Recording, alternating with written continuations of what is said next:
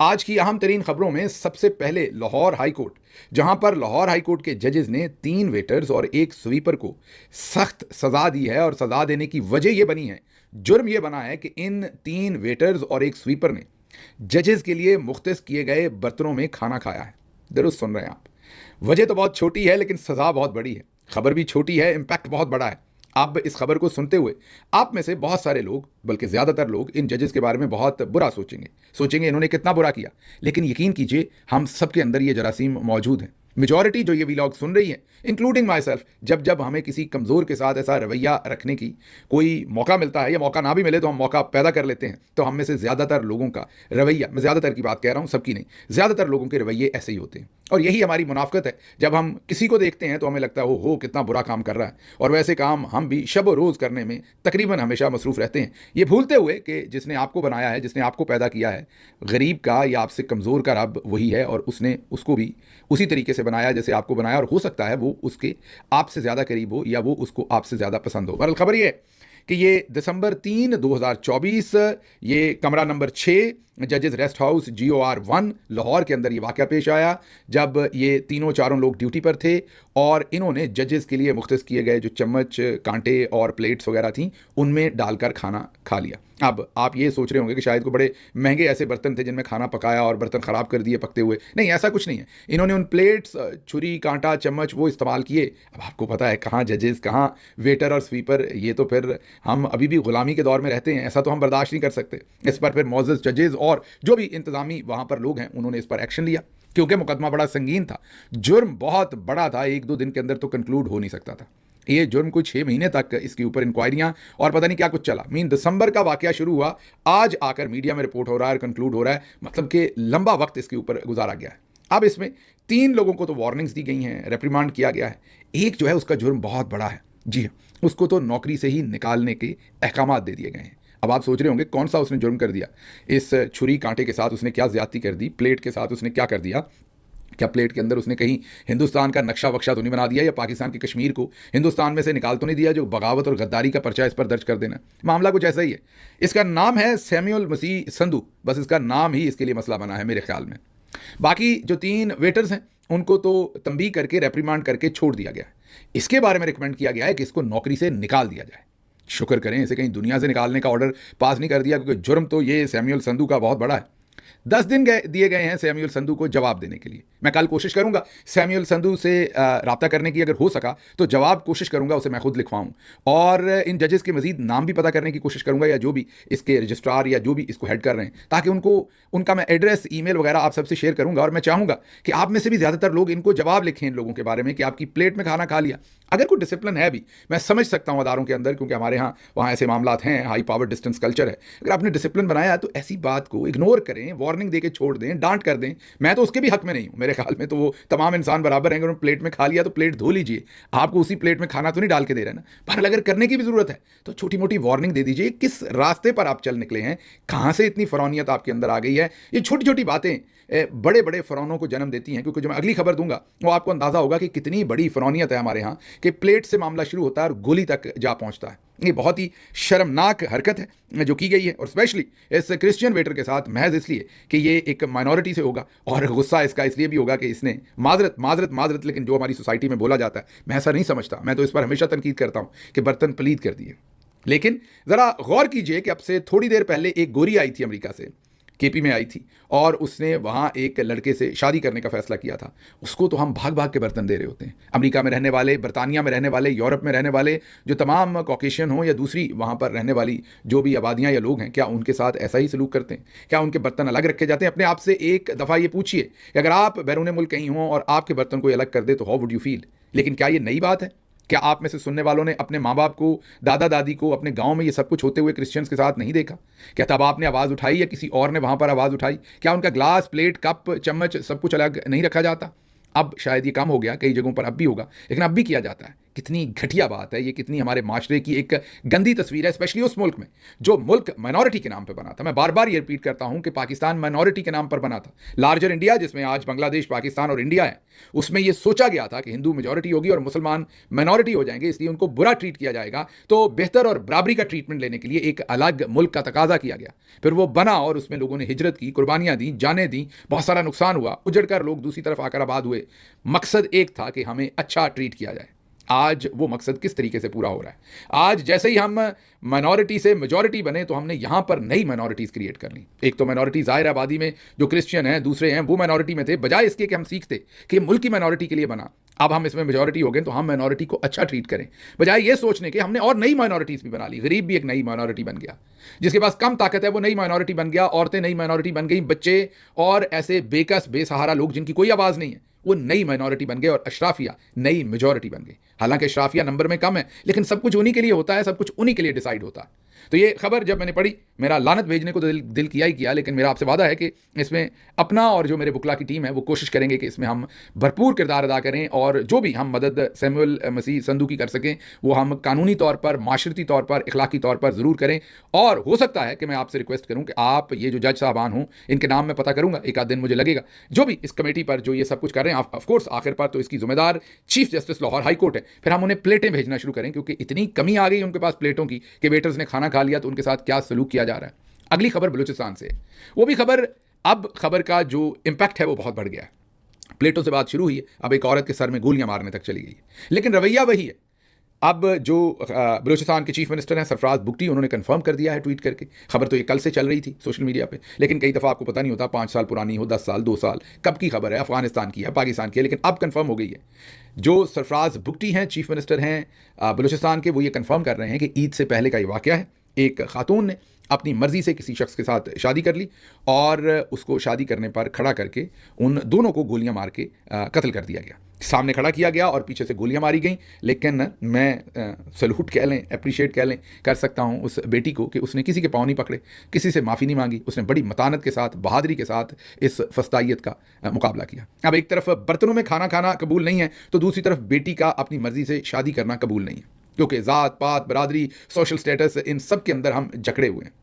अभी मैंने आपको बताया कि चंद महीने में, चंद हफ्ते पुरानी बात है कि इलोनाय अमेरिका से एक गोरी, मैं यहाँ पर बिल्कुल किसी भी डिस्क्रिमिनेशन के लिए नहीं कह रहा, सिर्फ आपको समझाने के लिए कि एक फॉरनर, वो अमेरिका से एक अमरीकी शहरी वहाँ पहुँची और उसने कहा कि मैं फ़लाँ से मोहब्बत में गिरफ्तार हो गई हूँ लड़के से, और फेसबुक पे मेरी मुलाकात हुई और उससे शादी करने आई। लड़के का बाप, माँ, बहनें, ख़ानदान, कुनबा, मोहल्ला सब आशश कर रहे थे। पूरे पाकिस्तान का मीडिया उसके ऊपर लोट पोट हो रहा था और कह रहा था, कोई कह रहा था ग्रीन कार्ड खुद चल के आया है, कोई कुछ कह रहा था तो कोई कुछ कह रहा था। ना किसी की गैरत जागी, ना किसी की इज्जत जागी, ना किसी की माशरती या मजहबी बातों के ऊपर मैं ये नहीं कह रहा कि होना चाहिए, मेरे ख्याल में तो सब कुछ नॉर्मल हुआ, ऐसा ही होना चाहिए था। लेकिन ये जो बेटियां शादी कर लेती हैं तब ये सब कुछ होता है, इसकी मुझे समझ नहीं आती। इसके ऊपर चलें, अगर आपकी गैरत जागी भी है तो गोली मारने से आपकी गैरत ठंडी होती है, जान से मारने से आपकी गैरत ठंडी होती है। कैसी गैरत है? मेरे ख्याल में तो ये बगैरती है, ये गैरत नहीं है। जब आप अपनी बेटी की जान लेते हैं और आप उसकी, हम सब गलतियां करते हैं, हम सब इंसान गलतियां करते हैं, कोई गलत डिसीजन होते हैं, ट्रैफिक, आप ड्राइविंग करते हुए भी गलतियां करते हैं, नौकरी पर भी करते हैं, हर जगह पर इसी तरह से इंसान गलत फैसले ले बैठते हैं। अगर आपके हिसाब से वो गलत है तो हो सकता है उसके हिसाब से वो ठीक हो, लेकिन क्या उसका अंजाम ये है कि आप सरों में गोलियां मारें? तो ये हमारे वो माशरे के बिहेवियर्स हैं, ये हमारे वो माशरे के रवैये हैं जो मैं आपको बता सकता हूं कि हमें आज यहां तक लाए। हम जब किसी को देखते हैं तो जज करते हैं, लेकिन जब हम उस पोजीशन में होते हैं कि हम किसी कमज़ोर के ऊपर जुल्म कर सकें, तो हम में से ज़्यादातर लोग नहीं सोचते कि हमने ये जुल्म नहीं करना या हमें रुकना चाहिए। अगली खबर की तरफ चलते हैं। अगली खबर भी बहुत ही इंटरेस्टिंग है, फिर मैंने खैबर पख्तूनख्वा की खबरें आपके सामने रखनी है। अगली खबर भी बहुत ही इंटरेस्टिंग है। हुकूमत पाकिस्तान ने, शहबाज शरीफ और उनकी टीम ने, ज़ाहिर फील्ड मार्शल साहब उसमें इन्वॉल्व हैं, उन्होंने फैसला किया है कि फेडरल बोर्ड में टॉप करने वाले बेरोजगार तलबा को इलेक्ट्रिक रिक्शे और लोडर्स देने का फैसला किया है ना? कमाल की बात। अगर ये फेल हो जाते तो इनको घर वालों ने रिक्शे और लोडर्स ले देने थे। अब इन बच्चों ने मेहनत की, दिन रात मेहनत करके, ये पोजीशन होल्डर्स की बात कर रहे हैं, पास होने वालों की बात नहीं हो रही। नंबर 1, नंबर 2, नंबर 3 आए, पूरी दुनिया के अंदर ऐसे बच्चों को स्कॉलरशिप्स मिलते हैं, आगे पढ़ने के मौके मिलते हैं, बड़ी दरगाहों में पहुंचने के मौके मिलते हैं। लेकिन हमारे वज़ीर आज़म जो हैं वो ये ऐलान फरमा रहे हैं, हमारे फील्ड मार्शल साहब की हुकूमत ये ऐलान फरमा रही है कि इन बच्चों को रिक्शे और लोडर्स रिक्शे लेकर देंगे। जी हाँ, आप दुरुस्त सुन रहे हैं, मजदूरी करेंगे, इनका हक थोड़ी है। हक तो यहाँ पर अशराफिया के बच्चों का है, हक यहाँ पर शहबाज शरीफ के बच्चों का है कि वो चीनी में लूटें, वो मनी लॉन्ड्रिंग में लूटें। हक यहाँ पर राहील शरीफ का है कि वो 50 अरब की जायदाद ले निकले। हक यहाँ नालायक बाजवा का है कि वो 12 अरब उसके एक अकाउंट से निकल आए, उसके एक अकाउंट से निकल आए, और जो उस स्टोरी को ब्रेक करे उसको उठा लें, क्योंकि वो भी किसी गरीब का बच्चा है। तो गरीब होना इस मुल्क के अंदर जुर्म है। गरीब हो के आप पोजीशन लेंगे तो आपको रिक्शे और लोडर रिक्शे मिलेंगे, और आपको कहीं स्कॉलरशिप या आगे बढ़ने का मौका फिर भी नहीं मिलेगा, क्योंकि वो मौका सिर्फ और सिर्फ इशराफिया के पास है, किसी और के पास नहीं है। आप इशराफिया जब आपको आपके खुश होती है ना, आपके लिए इनाम का ऐलान करती है, तो वो भी आपकी औकात के मुताबिक ही करती है। कल को यही जब आपके किसी बर्तन में खा लेंगे तो फिर आप इनके साथ वही करेंगे जो आप सैमुअल संधू के साथ कर रहे हैं। हाँ, अगर इनमें से कोई मुसलमान हुआ तो थोड़ा कम करेंगे आप, क्योंकि वहाँ आपकी मुनाफकत और ज़्यादा हो जाती है जब आप किसी और मज़हब के साथ डील कर रहे होते हैं। और फिर हम कहते हैं हम नंबर 1 हैं।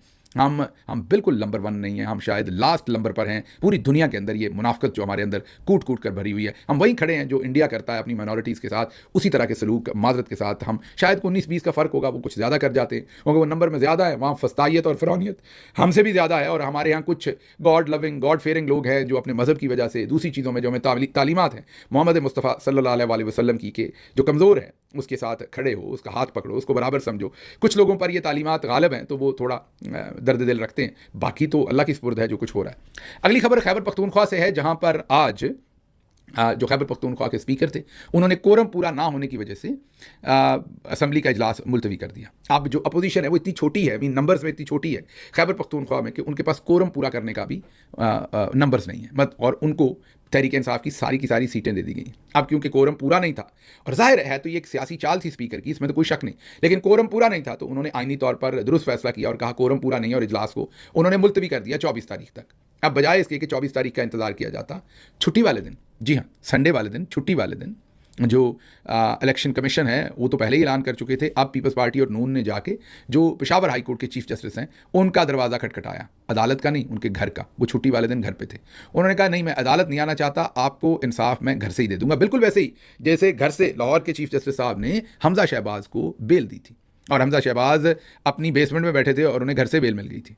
इसी तरीके से अब पेशावर हाई कोर्ट ने घर से बैठे हुए चीफ जस्टिस ने एक खत निकाल दिया और गवर्नर केपी को यह कह दिया कि आप इन लोगों का हल्फ ले लें। गवर्नर साहब पहले ही दरबार सजाए बैठे थे, जाहिर है पीछे फील्ड मार्शल साहब और उनका पूरा सिस्टम था, पहले से दरबार सजाए बैठे थे। खत अभी पहुंचा नहीं था कि लोगों को हल्फ बर्दारी के लिए बुला लिया गया था, फिर खत भी पहुंच गया। अब तहरीक इंसाफ कहती है कि chief justice Peshawar high court के पास इख्तियार नहीं है कि वो स्पीकर के जो इख्तियारात हैं वो गवर्नर को दें हल्फ लेने के, तावक्ते कि स्पीकर और डिप्टी स्पीकर मौजूद ही ना हो, गैर हाजिर हों, या वो हल्फ लेने से इनकार ही करें। यहाँ कुछ भी ऐसा नहीं किया गया, सिर्फ और सिर्फ हल्फ जो है वो टेक्निकल बुनियादों पर नहीं लिया गया कि आज कोरम पूरा नहीं है।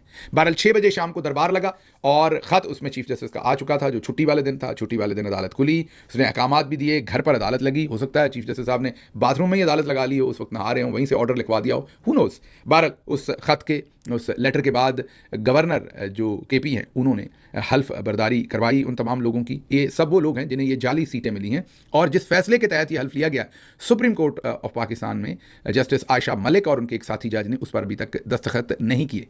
और पाकिस्तानी कानून के मुताबिक जब तक तमाम जजेस उस पर दस्तखत नहीं करते वो ऑर्डर ऑफ द कोर्ट नहीं बनता। तो उस फैसले की अपनी कानूनी हैसियत भी जो है वो अभी तक पूरी तरह से आया नहीं है। बहरहाल अब हल्फ हो गया, अब ये मेंबर्स प्रोविंशियल असेंबली के मेंबर बन गए। अब जो आगे इलेक्शन करवाना है सेनेट का, वो भी इलेक्शन कमीशन ने ऐलान कर दिया है कि वो इलेक्शन जो है वो गवर्नर हाउस में करवाएंगे, असेंबली में नहीं करेंगे। उन्होंने पता ही साफ कर दिया, फील्ड मार्शल साहब ने कहा कि दोबारा फॉर्म 47 पर हम यहाँ पर सेनेटर बनाएंगे। दूसरी तरफ अगर हम चले, ये तो सब कुछ हो गया, चले गवर्नर साहब ने हल्फ भी ले लिया, अब इलेक्शन भी वहीं पर होंगे, लेकिन आगे ये भी ऐलान किया गया है कि जो नई फेडरल कांस्टेबलरी बनी थी, याद कीजिए आपको 2 दिन पहले ही हमने खबर दी थी, फ्रंटियर कांस्टेबलरी को जो फेडरल कांस्टेबलरी में बदल दिया गया था, अब उसको मामूर करेंगे, तैनात करेंगे गवर्नर हाउस के सामने, ताकि पाकिस्तान तहरीक इंसाफ के लोग कोई एहतजाज भी ना कर सकें। आपको बताया था ना कि ये अब अस्करी किस्म की एक पुलिस बना दी गई है जो पूरे पाकिस्तान में तमाम पोलिटिकल जो ऑब्जेक्टिव होंगे फील्ड मार्शल साहब के, उनको कंट्रोल करेंगे। अब कल या जब भी इन्होंने इलेक्शन करवाना हुआ, ये इलेक्शन करवाएंगे और मर्जी से करवाएंगे। और अभी तक जो इतलात आ रही हैं, पाकिस्तान तहरीक इंसाफ के लोग वक्त ख़त्म होने के बावजूद इरफान सलीम, आयशा बानो, खुरम ज़ीशान और अरशाद हुसैन ने मुकर्रर वक्त के बावजूद सेनेट इंतखाबात से दस्तबरदारी नहीं दी।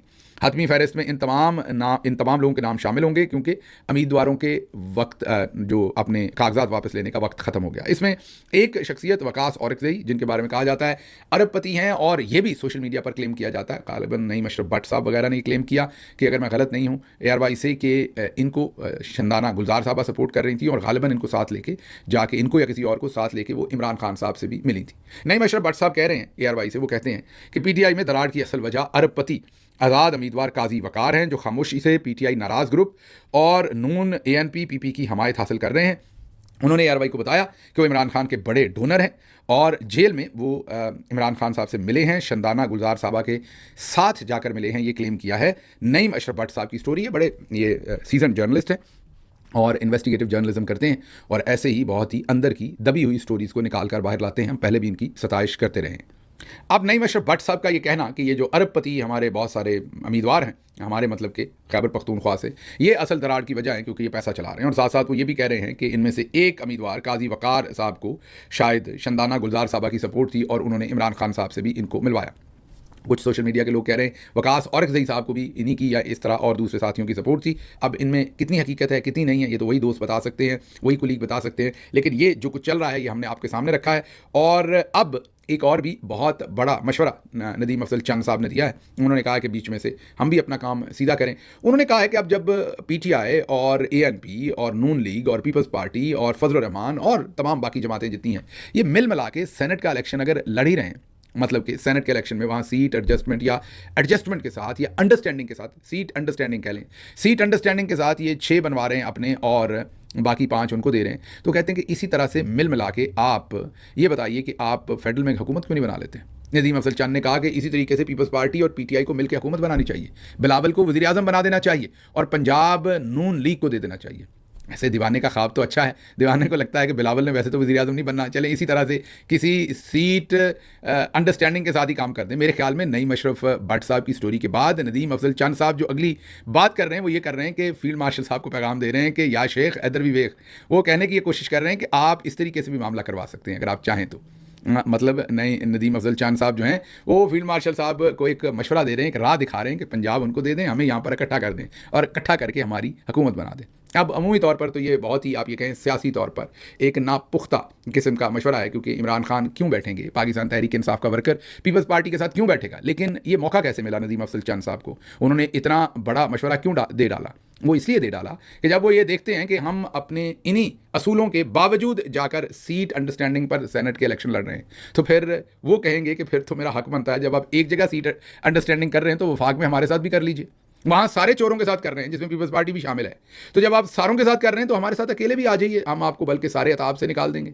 आपने अगर कंप्रोमाइज़ ही करना है तो इधर भी आके कर लीजिए, कंप्रोमाइज़ तो एक ही तरह का है। ऐसा थोड़ी है जो पंजाब के जो वफाक के अंदर कंप्रोमाइज़ होना है वो बेचारा बरहना होना है, कपड़ों के बगैर होना है, वहाँ वाला बहुत ढका हुआ है। तो उस हिसाब से उस पॉइंट ऑफ व्यू से देखिए तो बड़ा वजन है उनकी बात में कि जब आपने अंडरस्टैंडिंग करनी ही है, अगर खैबर पख्तूनख्वा में सेनेट के इलेक्शन पे कर रहे हैं तो वफाक में जाके पीपल्स पार्टी के साथ आपको करने में क्या हर्ज है। लेकिन इसमें फ़र्क सिर्फ एक है कि ये सब कुछ इमरान खान नहीं कर रहे हैं, ना वो कभी करेंगे, वो अपने नज़रिए पे खड़े हैं, असूल पे खड़े हैं। बाकी हम तमाम लोग मुझ समेत जो है वो ये सब कुछ कर रहे हैं और वो आपके सामने है जो कुछ हम कर रहे हैं, और जाहिर है जो कुछ हम कर रहे हैं उसी वजह से अब नदीम अफजल चंद साहब जैसे जो दोस्त हैं वो ऐसे मशवरे दे रहे हैं। और वो बीच में से वो क्यों दे रहे हैं, क्योंकि उनको पता है कि वैसे तो बिलावल का नंबर नहीं लगना, तो वो कह रहे हैं कि बहती गंगा में हम भी हाथ धो लें तो बिलावल को आप ऐसे ही वज़ीर आज़म जो है वो बनवा लें।